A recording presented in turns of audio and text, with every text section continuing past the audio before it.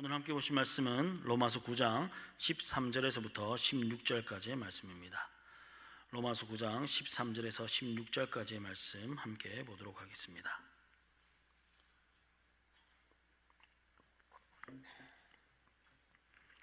우리 한 목소리로 같이 읽도록 하겠습니다. 시작. 기록된 바 내가 야곱은 사랑하고 에서는 미워하였다 하심과 같으니라. 그런즉 우리가 무슨 말을 하리요? 하나님께 불의가 있느냐? 그럴 수 없느니라.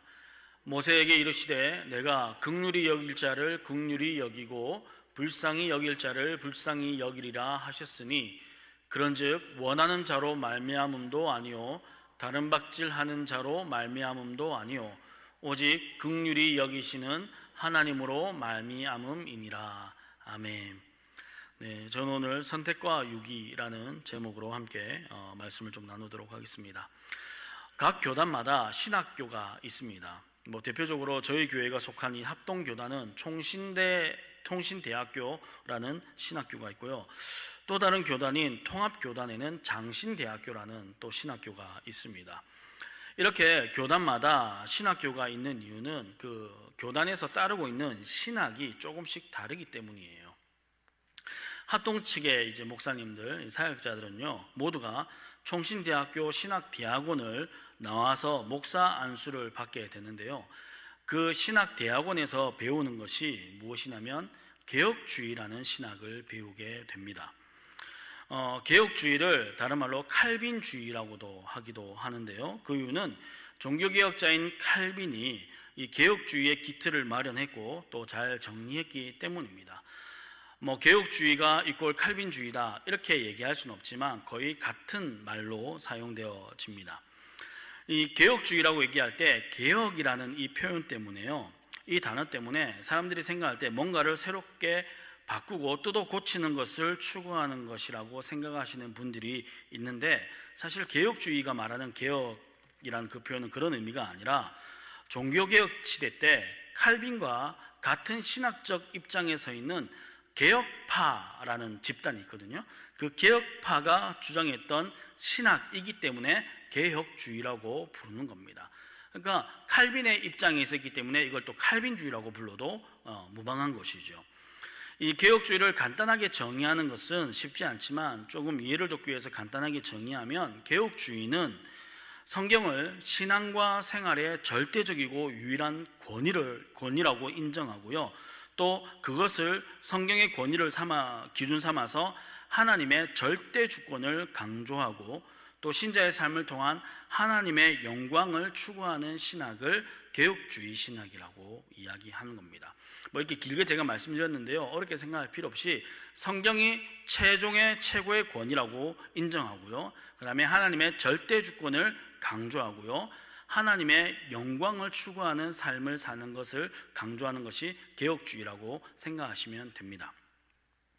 제가 이 왜 개혁주의에 대한 이야기로 설교를 시작했냐면, 오늘 우리가 함께 나누게 될 예정이라는 부분이요, 이 예정이라는 부분이 개혁주의의 신학과 다른 신학 사이에 가장 극명한 차이를 보여주는 하나의 교리이기 때문입니다.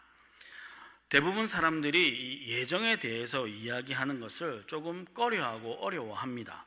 왜냐하면 이제 복잡하고 머리가 아픈 내용이기도 하고, 또 이런 예정에 관한 이야기를 하다 보면요, 약간 논쟁에 휘말릴 수가 있습니다.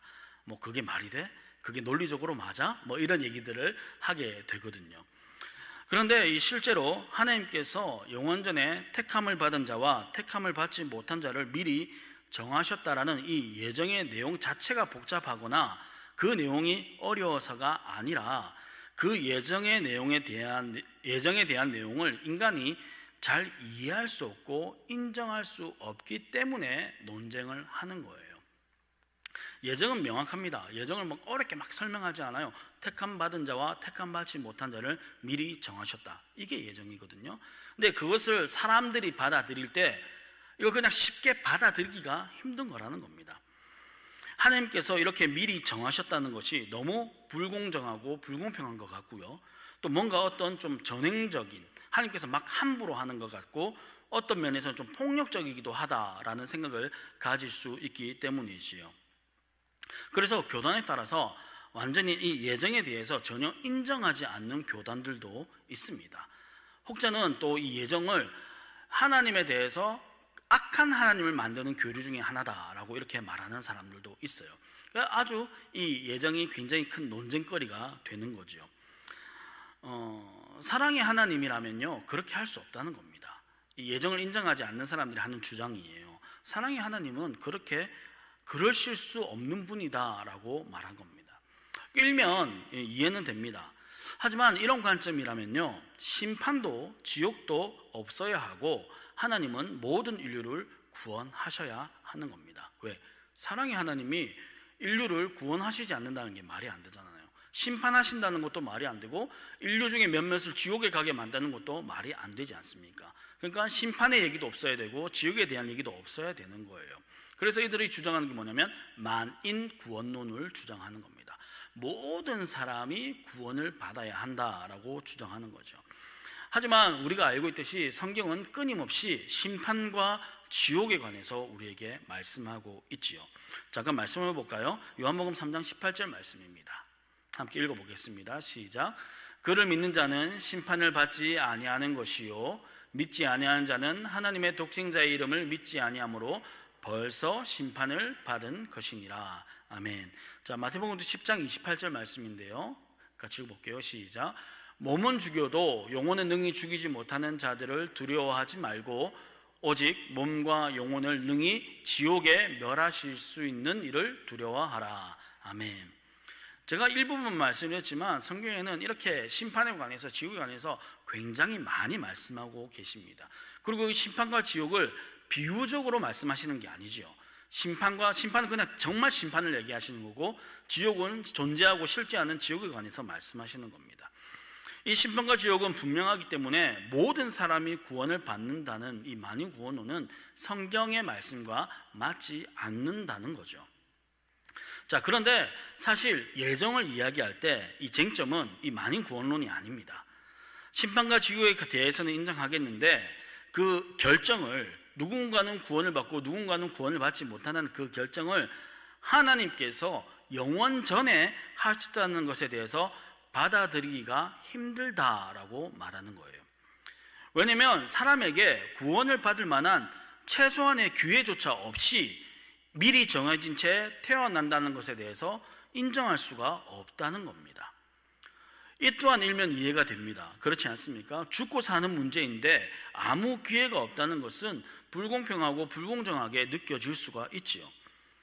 이런 교리가 인간의 입장에서는 듣기가 불편하고 마치 인간을 비인격적으로 대하는 것 같아 인정하기가 쉽지 않다는 겁니다.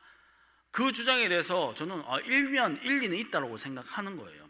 그런데 이렇게 인간의 입장에서 그리고 인간 중심적인 관점에서 생각하면 각자의 생각에 따라 기준도 없고 한도 끝도 없는 거예요.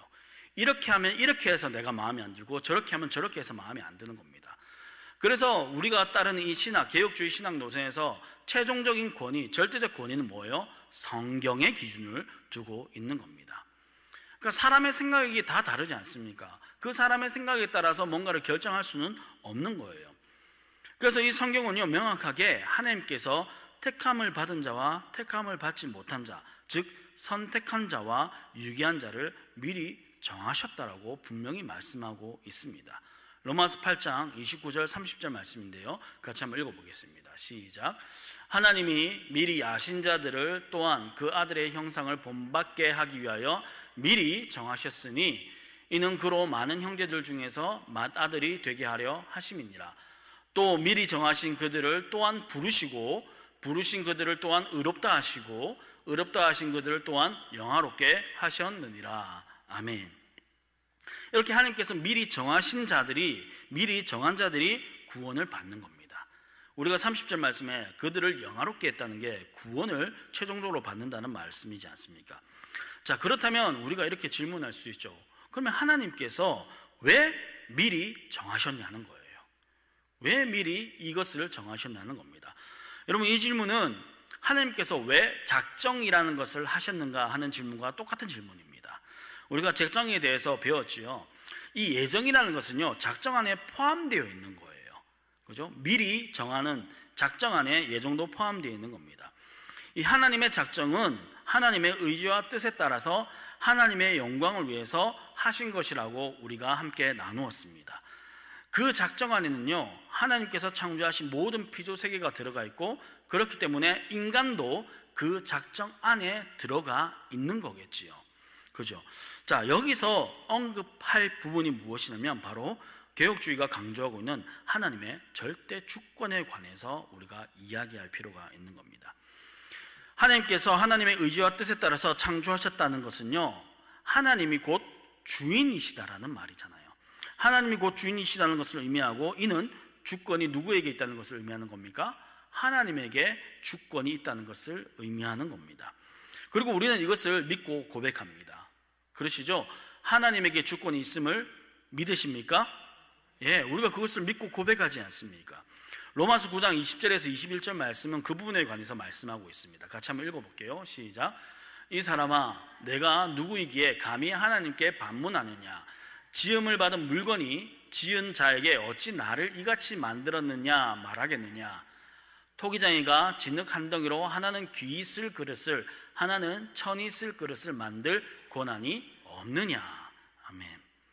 여러분, 이 본문이 말씀하는 게 그거죠. 하나님의 주인 되심, 하나님의 주권에 관해서 말씀하고 있는 겁니다. 혹자는 이 본문을 가지고 이렇게 얘기해요.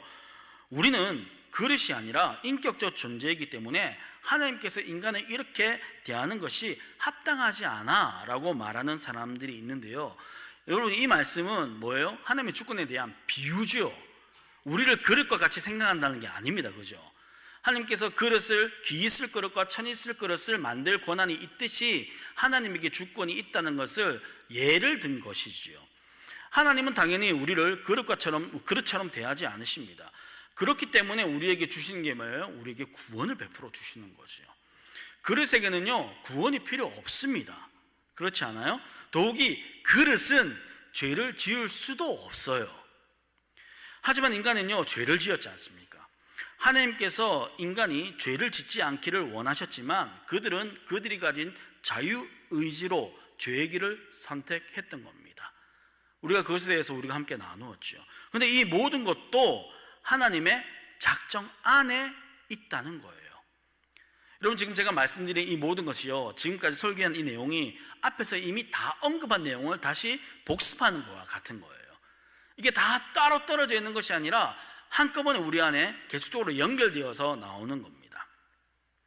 전에도 말씀드렸지만 이 하나님께서 하나님의 작정 안에 이 죄에 대한 부분도 있다는 것은요, 죄를 짓게 하시는 분이 하나님이란 말이 아니라 하나님께서 죄라는 이 악을 허용하신 허용적 작정 안에 속해 있는 거라고 말씀을 드렸죠. 물론 하나님께서는요, 죄 짓는 것을 막으실 수도 있었습니다. 그럴 능력이 있으신 분이시죠. 죄를 못 짓게 할 수 있었지만 만약 하나님께서 그 죄를 짓지 못하도록 막으신다면 그것은 인간의 인격성을 무시하고 훼손하는 것이기 때문에 하나님께서는 그렇게 하지 않았던 거예요. 하나님께서 우리에게 부여해 주신 인격성을 하나님께서 스스로 저버리는 행위가 된다는 말입니다. 죄를 지으려고 할 때 하와가 손을 뻗어서 선악과를 따먹으려고 할 때 뭐 팔을 잘라버린다든지, 그죠? 그 선택을 한 것에 했음에도 불구하고 그 선택을 이행하지 못하도록 하나님께서 어떤 강압을 하신다는 것은요, 하나님께서 우리를 하나님의 형상으로, 하나님의 인격으로 우리를 창조하셨다는 것에 위배가 된다는 겁니다. 하나님께서는 그렇게 하실 수가 없다는 거죠. 하지만 하나님께서 절대 주권을 가지고 계시다고 해서 하나님께서 그 일들을 막 아무렇게나 혹은 전행적으로 이 주권을 행사하시지 않으십니다. 이게 좀 중요한데요, 하나님의 이 주권의 행사는요, 반드시 하나님의 성품을 통해서 나타나게 되어 있습니다. 예를 들면 이런 거죠. 하나님은 사랑이라는 성품에 따라서 그 주권을 행사하십니다. 그리고 하나님은요, 동일하게 공의라는 성품에 따라서 그 주권을 행사하시기도 하는 거예요. 우리가 교육주의의 예정을 이야기할 때 이중 예정을 이야기하거든요. 이중 예정. 예정은 두 가지가 있다고 얘기합니다. 그게 무엇이냐면요, 하나는 하나님께서 구원받을 자들을 예정하셨을 뿐만 아니라 내버려 두심, 즉 유기할 자들도 예정하셨다는 것을 이야기합니다. 근데 사실 그렇게 얘기할 수밖에 없어요. 왜냐하면 하나님의 주권은 사랑이라는 성품을 통해서 하나님의 주권이 행해지고요, 공이라는 성품을 통해서도 하나님의 주권이 행해지기 때문에 구원받을 자와 유괴할 자들을 그렇게 예정하신 것이 있을 수밖에 없는 이야기인 겁니다. 이런 선택과 유기의 예정을 이중 예정이라고 이야기하는 거예요. 제가 이렇게 이런 표현들을 써서 사실은 좀 약간 어렵게 느껴질 수 있겠지만 이미 여러분들이 다 아는 내용들이에요. 이미 합동교단에서 오랫동안 신앙생활을 했고 또 설교를 들어오신 분이라면 제가 하는 말들이 아주 익숙한 말들일 겁니다. 하나님의 성품에 의한 주권 행사가 바로 이중 예정이라는 교리로 표현되어진 거예요. 바울은 이 부분을 오늘 본문 로마서 9장에서 야곱과 에서의 이야기를 통해서 우리에게 말씀해 주고 있는 겁니다. 로마서 9장 13절 말씀입니다. 같이 한번 읽어볼게요. 시작. 기록된 바 내가 야곱은 사랑하고 에서는 미워하였다 하심과 같으니라. 아멘. 자, 하나님께서 야곱은 사랑하고 에서는 미워하였다라고 이렇게 성경에서 기록되어 있죠. 그리고 바울은 그 기록을 인용해서 사용합니다. 근데 이 바울이 말했던 9장 13절 말씀 이전에 11절 말씀을 보면 이 야곱과 에서에 대한 이야기를 할 때 그 자식들이 아직 나기도 전에 무슨 선이나 악을 행하지 아니한 때에 택하심을 따라서 되었다라고 그렇게 말씀하고 있습니다.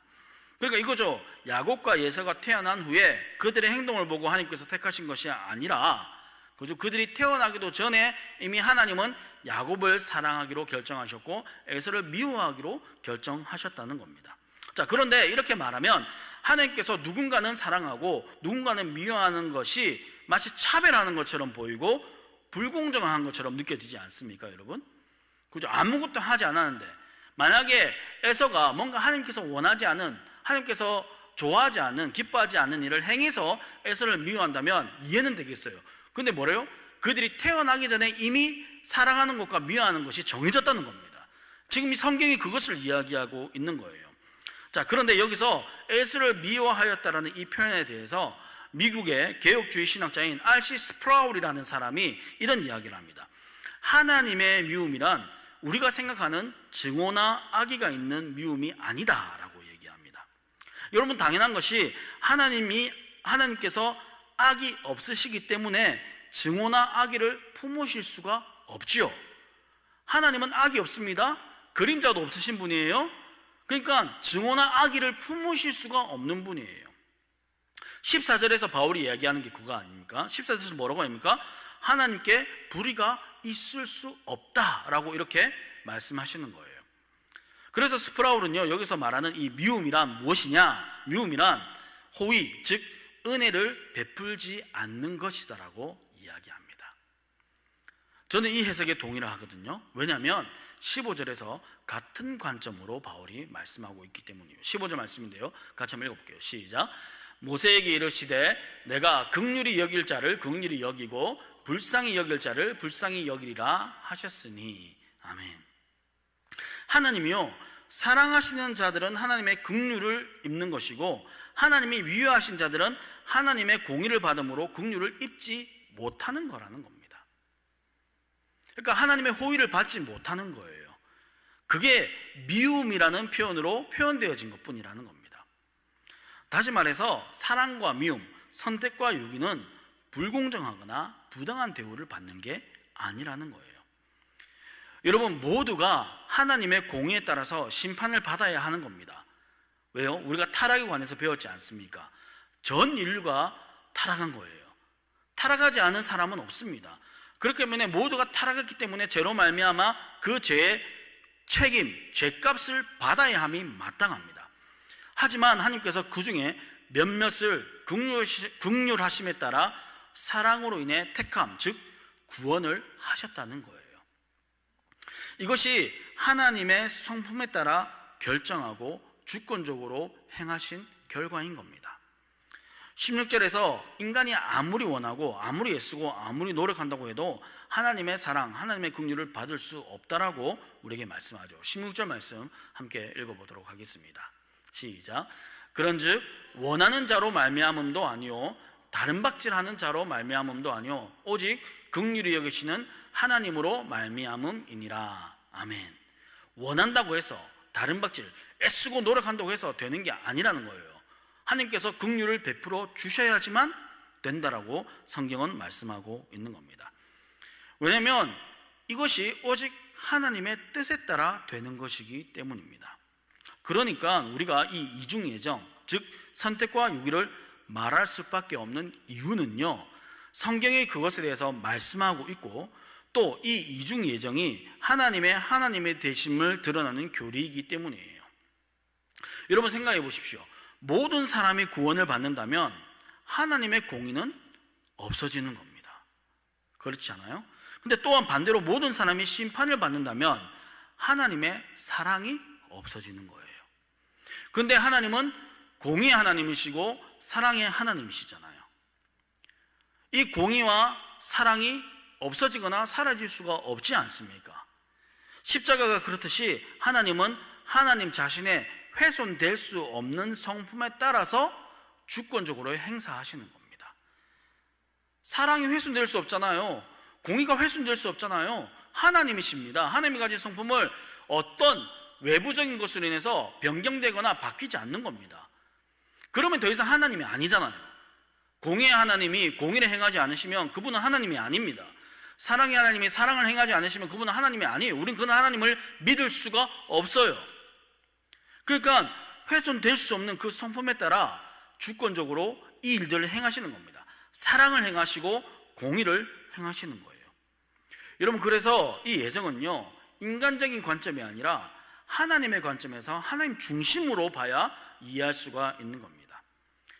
인간의 만족과 우리의 논리적 이해를 위해서 하나님의 성품을 훼손시킬 수는 없지 않습니까? 하나님을 있는 그대로, 하나님의 행하심 그대로 믿는 것이 바로 하나님의 영광을 위한 것이지요. 이 이중예정은 하나님의 사랑과 공의라는 성품을 통해서 하나님께서 주권을 행사하시는 하나님의 영광을 위한 하나님의 행위인 겁니다. 그래서 성경의 곳곳에서 반드시 하나님의 택자가 있음을 우리에게 끊임없이 말씀하고 있습니다. 하나님께서 택하신 자가 있다는 거예요. 특히 예수님께서 하신 말씀이 중요한데요, 예수님의 말씀입니다. 요한복음 6장 37절 또 39절 말씀을 함께 보도록 하겠습니다. 같이 읽어볼게요. 시작. 아버지께서 내게 주시는 자는 다 내게로 올 것이요 내게 오는 자는 내가 결코 내쫓지 아니하리라. 39절입니다.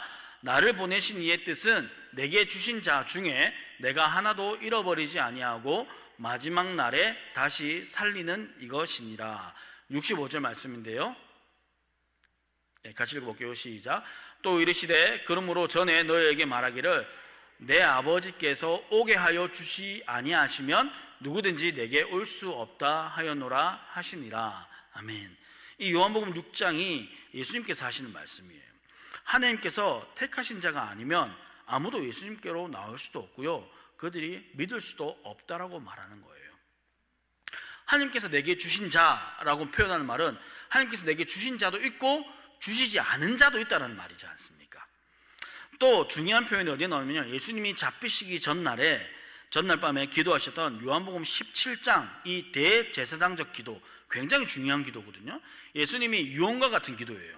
이 유언과 같은 이 중요한 기도에서도 또다시 이 부분을 언급하십니다. 우리 같이 한번 읽어볼게요. 17장 2절 말씀입니다. 네, 띄워주시면 되는데요. 네, 같이 읽어볼게요. 시작. 아버지께서 아들에게 주신 모든 사람에게 영생을 주게 하시려고 만민을 다스리는 권세를 아들에게 주셨음이로소이다. 계속 읽어볼게요. 6절입니다. 세상 중에서 내게 주신 사람들에게 내가 아버지의 이름을 나타내었나이다. 그들은 아버지의 것이었는데 내게 주셨으며 그들은 아버지의 말씀을 지키었나이다. 9절입니다. 시작. 내가 그들을 위하여 비옵나니 내가 비옵는 것은 세상을 위함이 아니요 내게 주신 자들을 위함이니이다. 그들은 아버지의 것이로소이다. 아멘. 여러분, 지금 제가 빨간색으로 표시한 내용의 말씀들을 잘 보십시오. 뭐라고 말씀합니까? 모든 사람이 아니라 아들에게 주신 모든 사람이라고 이렇게 예수님이 기도하고 계신 거예요. 또 세상 중에 내게 주신, 예수님께 주신 사람들을 얘기하고 있고요, 또 하나님께서 예수님에게 주신 자들을 위해서 기도한다라고 말씀하고 있는 겁니다. 그러니까 이 말씀은요, 하나님의 택함을 받은 자와 그렇지 못한 자들이 있음을 말씀하고 있는 거지요.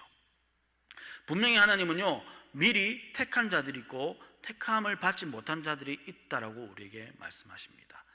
하나님 그렇게 예정하셨다고 하는 거예요. 근데 그것이 불공정한 거나 잘못된 대우를 하시는 게 아니죠. 왜요?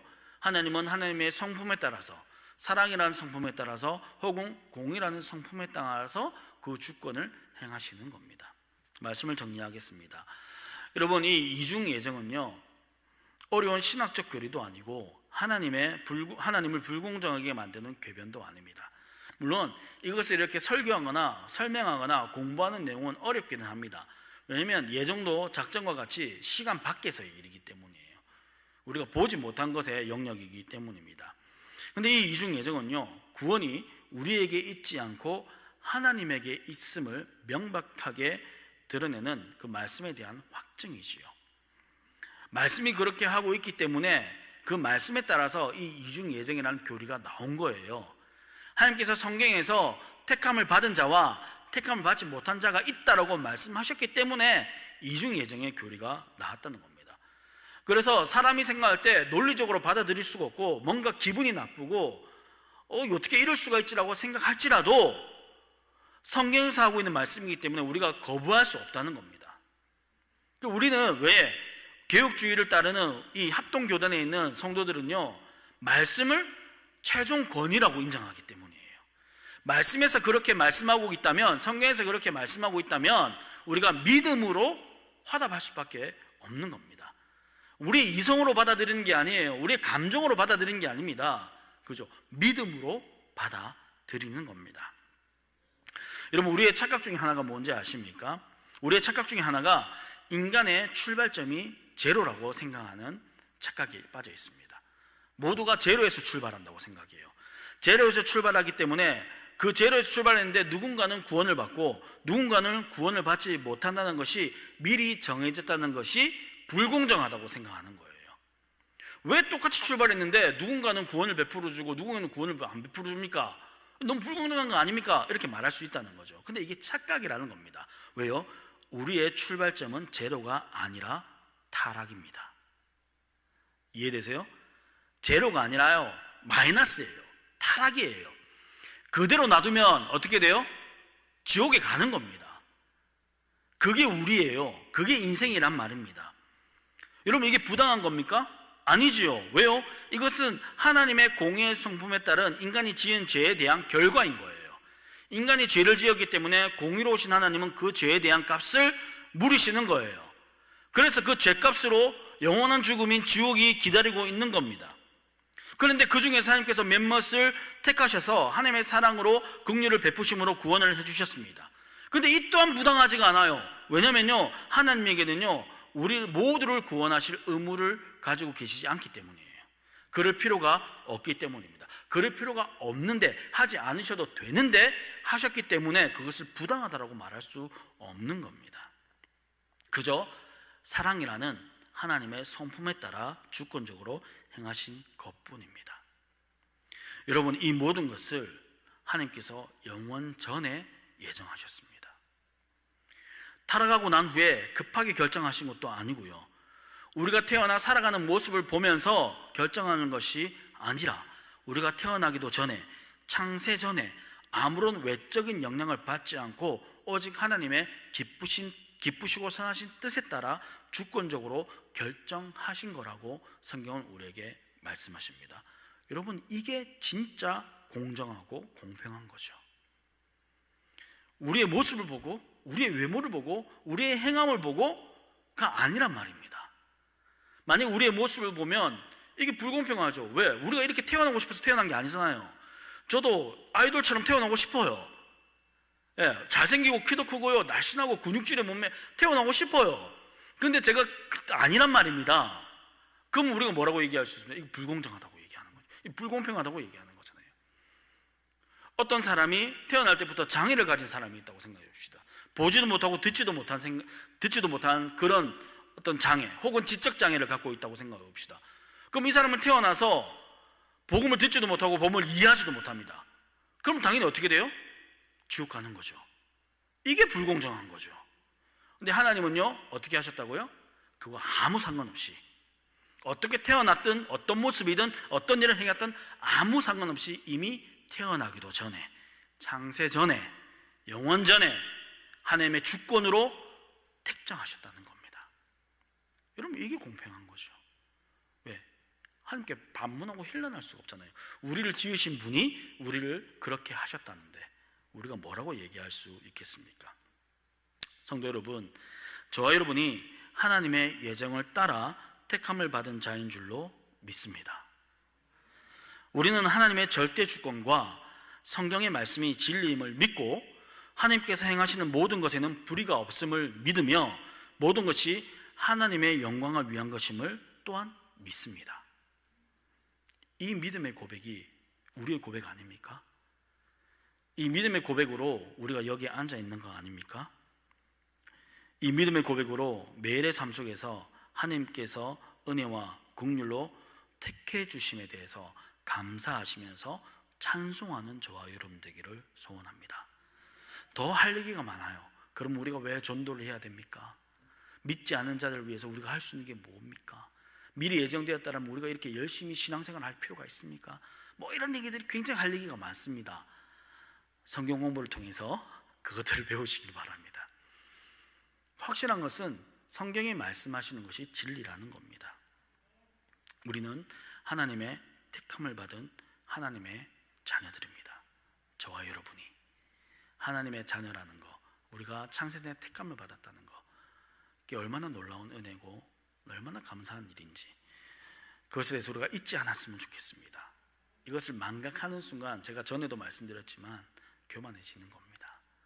그리고 우리가 뭔가를 해서 구원을 얻는 데는 행위 구원으로 빠지게 되는 겁니다. 그게 아님을 성경에서 우리에게 말씀해 주고 있는 겁니다. 이 믿음에 따라 믿음의 삶을 사시는 저와 여러분 되시기를 주님의 이름으로 축복합니다. 기도하겠습니다.